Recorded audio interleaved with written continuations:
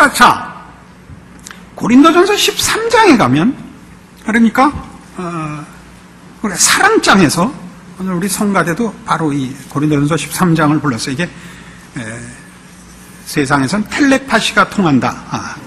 기독교 신앙 안에서는 영이 통한다. 그런데 안 통한 때가 더 많았으니까 아직 뭐라 그러지는 맙시다. 고린도전서 13장 여러분 잘 아시는 사랑장입니다. 자, 이걸 지금 오늘 이렇게 하나님에 대한 이해의 맥락에서 읽어보자고요. 279페이지 고린도전서 13장 1절. 내가 사람의 방언과 천사의 말을 할지라도 사랑이 없으면 소리나는 구리와 울리는 꽹과리가 되고, 내가 예언하는 능이 있어 모든 비밀과 모든 지식을 알고 또 산을 옮길 만한 모든 믿음이 있을지라도 사랑이 없으면 내가 아무것도 아니요. 내가 내게 있는 모든 것으로 구제하고 또 내 몸을 불사르게 내어줄지라도 사랑이 없으면 내게 아무 유익이 없느니라. 이 사랑이 없으면 안 된다. 사랑의 중요성을 얘기하는 중인데, 이것은 사랑이 얼마나 중요하냐 정도가 아닙니다. 자칫 잘못 읽으면 내가 어떤 일을 할지라도, 아무리 훌륭한 일을 할지라도 사랑이 없으면 쓸모가 없다로 들리겠습니다만, 보다 더 중요하게 이렇게 얘기하는 겁니다. 2절 끝부분, 사랑이 없으면 내가 아무것도 아니요. 이제 이해를 돕기 위해서 우리말 번역이 틀린 건 아닙니다만 쓸모없습니다로 자꾸 보이기 때문에 이해를 돕기 위해서 영어 표현은 이렇게 되어 있습니다. Without love, I am nothing입니다. 사랑이 없으면 내가 없는 것입니다. 내가 없는 것. 내가 아무것도 아니요. 쓸모가 없습니다. 아니라 없는 것입니다. 없다는 건 뭐냐면, 그러니까 사랑이란 기독교인에게는, 즉 하나님의 자녀들에게는, 또 하나님께서도 사랑이 주체입니다. 사랑이 본체입니다.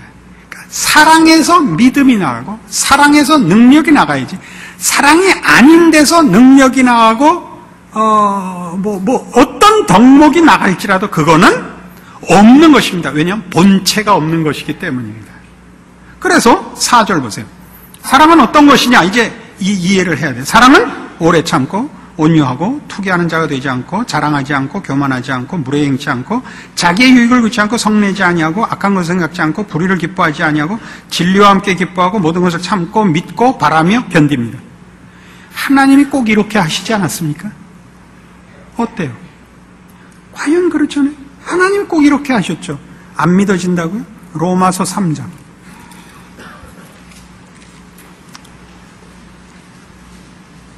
로마서 3장 21절, 243페이지입니다. 구원을 이제 이 고린도전서 13장과 연결해 보자고요.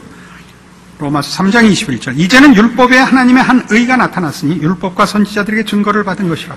곧 예수 그리스도를 믿음으로 말미암아 모든 믿는 자에게 미치는 하나님의 의인이 차별이 없느니라. 모든 사람이 죄를 범하였으면 하나님의 영광에 이르지 못하더니 그리스도 예수 안에 있는 구속으로 말미암아 하나님의 은혜로 값없이 의롭다 하심을 얻은 자 되었느니라. 이 예수를 하나님이 그의 피로 인하여 믿음으로 말미암는 화목 제물로 세우셨으니 이는 하나님께서 길이 참으시는 중에 전에 지은 죄를 간과하심으로 자기의 의로우심을 나타내려 하십니다. 곧 이때 자기의 의로우심을 나타내사 자기도 의로우시며 또한 예수 믿는 자를 의롭다 하려 하십니다. 구원에는 이런 여러 가지 내용이 포함되어 있습니다. 그게 뭐냐면 심판받아 마땅한 죄인들을 하나님이 심판하시기를 기뻐 아니하사 구원의 때까지 기다려 구원을 직접 베푸셔서 죄인들을 구원하여 의롭다 하시는 것으로야 자기의 의로우심을 증명했다는 사실입니다. 그러니까 하나님께서 당신의 의로우심을 잘못을 심판하여 드러내지 아니하시고 죄짓고 벌받을 자들을 구원하는 것으로 당신의 의로우심을 증명하시기를 기뻐하사 그 구원까지의 이 거룩하시고 의로우신 하나님이 그 죄지은 인생을 견디고 참아 함께 기뻐하며 영광된 자리에 오는 날을 기다리셨고 그렇게 만드셨고 그렇게 함으로써 당신의 의로우심을 나타내셨다고요. 왜요? 사랑했기 때문에. 사랑은 자기 유익을 구치 아니하며 불의를 기뻐하지 아니하며 사랑은 모든 것을 참고 견디고 바라고 믿기 때문에 하나님께서 이렇게 하셨습니다. 이 하나님은 이런 분이십니다. 그러니까 우리가 기독교 신앙에서 사랑하자라고 얘기하는 것은 신앙생활을 하자, 신자답자라는 얘기가 됩니다. 그것은 신앙에 있어서 무슨 고급한 그 경지거나 고급한 내용이기 이전에 본질인 것입니다. 사랑이라는 것은, 왜냐하면 하나님이 그러하시고 하나님이 그렇게 우리를 만나셨고 우리는 그의 자녀로 부름을 받음으로 예수 안에서 바로 이 이유전인자를 물려받는 것입니다. 이 본질에 참여하는 것입니다. 그래서 심판도 이렇게 되어 있어요. 마태복음 25장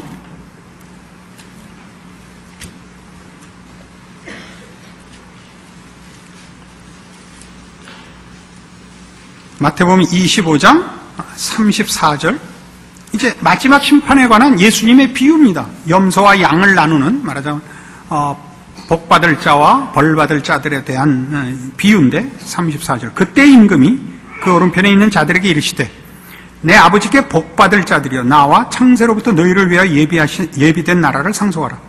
내가 줄일 때 너희가 먹을 것을 주었고 목마를 때 마시게 하였고 나그네 되었을 때 영접하였고 벗었을 때 옷을 입혔고 병들었을 때 돌아보았고 옥에 갇혔을 때 와서 보았느니라. 이에 의인들이 대답하여 가로되 주여 우리가 어느 때 주의 줄이신 것을 보고 공개하였으며 목마르신 것을 보고 마시게 하였나이까? 어느 때 나그네 되신 것을 보고 영접하였으며 벗으신 것을 보고 옷 입혔나이까? 어느 때 병드신 것이나 옥에 갇히신 것을 보고 가서 배웠나이까? 하리니 임금이 대답하여 가라사대 내가 진실로 너희에게 이르노니 너희가 여기 내 형제 중에 지극히 작은 자 하나에게 한 것이 곧 내게 한 것이니라. 이게 뭘 얘기하죠? 그러니까 아까 우리 성경이 가르치는 바 그 제일 중요한 신앙의 핵심이요, 기독교 정신의 그 본질이 하나님 사랑, 이웃 사랑이라고 마태복음 22장을 근거로 하여 우리 확인했습니다. 그러니까 심판이 왜 지극히 작은 자 하나에게 선행을 베풀었느냐, 구제를 했느냐 안 했느냐냐, 사랑을 했느냐 안 했느냐거든요. 근데 사랑은 말하자면 하나님을 믿고 하나님의 자녀가 된 자에게는 감출 수 없는 본질이 되기 때문이다 이거죠. 이게 재미있는 것이 그 벌 받는 자들은 동일한 문제로 벌을 받습니다. 45절, 이에 임금이 대답하여 가라사대 내가 진실로 너희에게 이르노니 이 지극히 작은 자 하나에게 하지 아니한 것이 곧 내게 하지 아니한 것이니랍니다. 이게 무슨 얘기냐 하면 기독교인이 아니래도 도와줄 만한 사람은 도와준다는 얘기입니다.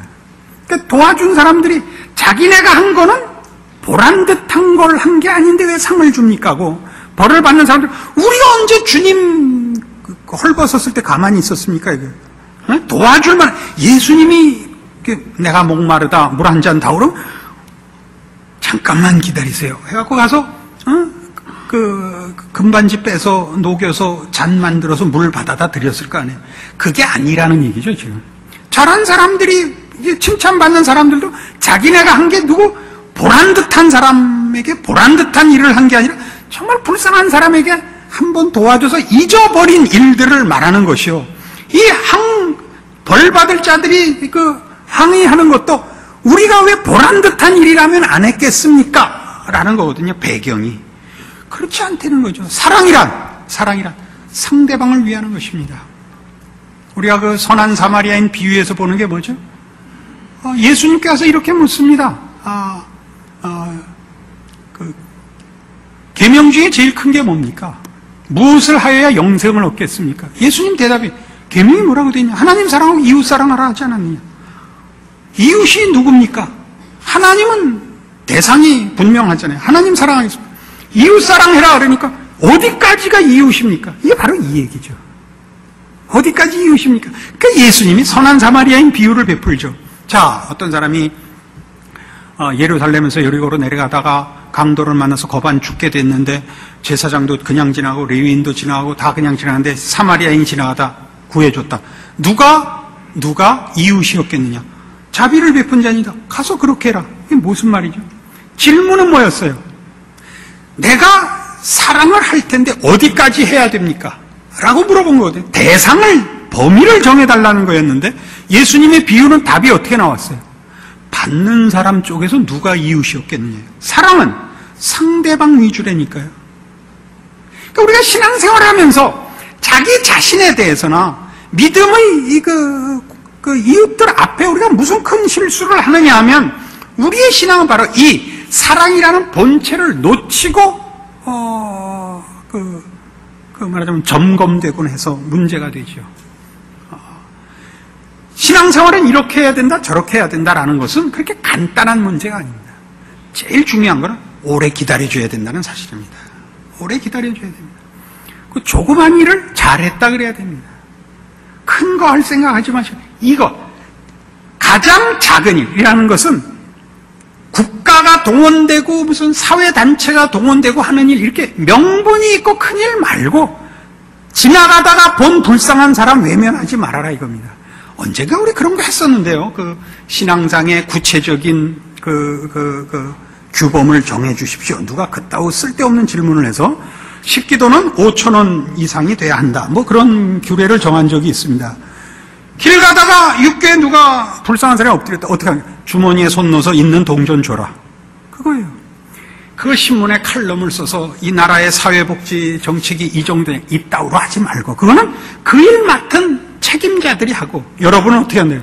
근데 주머니에 잔돈 있으면 주고 지갑까지 꺼내서 주시지 않아도 된다 이게. 알아들어요? 그걸 신앙에다 그대로 갖다 접목하라고요. 우리가 오늘날 어느 시대나 그랬습니다만은 기독교 신앙을 논하면서 왜 서로 친하지 않냐 하면 서로 비판적이기 때문입니다. 서로 위로하고 격려해야 되는 걸 놓치고 상대방을 따뜻하게 봐야 되는 걸 놓치고 있습니다. 무엇부터 하죠?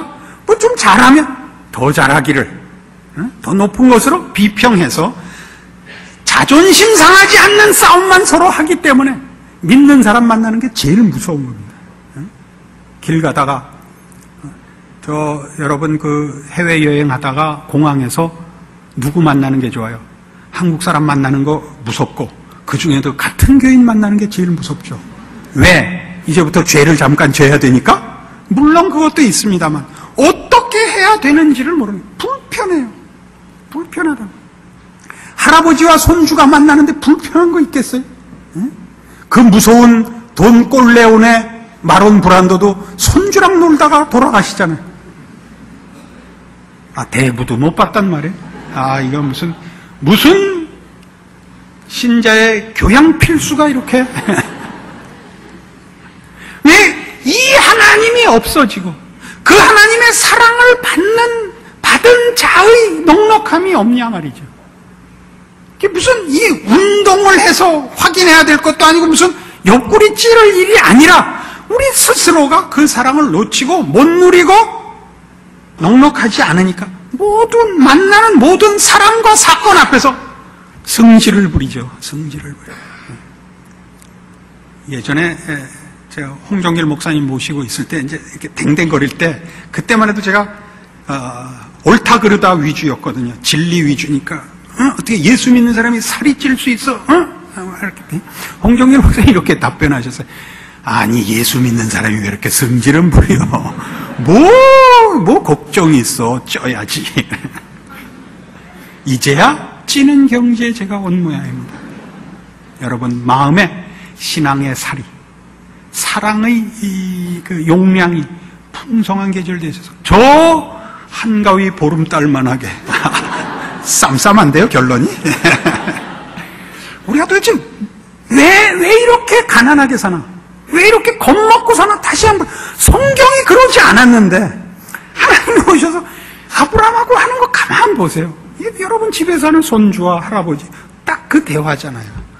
이렇게 넉넉한, 할아버지 수염을 뽑아도 할아버지가 야, 우리 손주 힘 세다 그러지 고소하지 않는단 말이에요. 이 하나님이 이렇게 우리를 찾아오신 것 기억하셔서 여러분 신자된 기쁨을 평생 누리시고 빼앗기지 않는 복된 인생 사시기를 바랍니다. 기도하십시다. 하나님 아버지의 은혜를 감사합니다.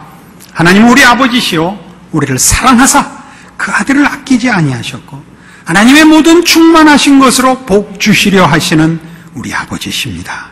우리 인생의 곤고한 것들은 다 하나님께서 우리를 채우시며 높이시며 깊이시는 자비롭고 은혜롭고 복되신 손길이지, 하나님이 관심을 끊거나 힘이 없거나 우리를 미워하시는 적 없음을 확인합니다. 이 하나님을 아버지라 부르게 하셨으니 우리의 남은 인생에 신자된 믿음과 사랑 가지고 하나님을 찬송하며 기뻐하며 만족하며 자랑하며 우리의 인생에 만나는 삶의 모든 정황에서 나누는 자, 지는 자, 위하여 기도하는 자, 사랑을 실천하는 자, 복된 인생을 사는 자 되게 하여 주시옵소서. 지금은 우리 주 예수 그리스도의 은혜와 하나님 아버지의 극진하신 사랑과 성령님의 교통하심이 하나님을 아버지라 부르는 복된 인생과 운명을 가진 우리의 신자된 현실을 확인하고 감사와 찬송과 승리와 충성을 약속하고 돌아가는 심령들 위해 영원토록 함께 있을지어다. 아멘.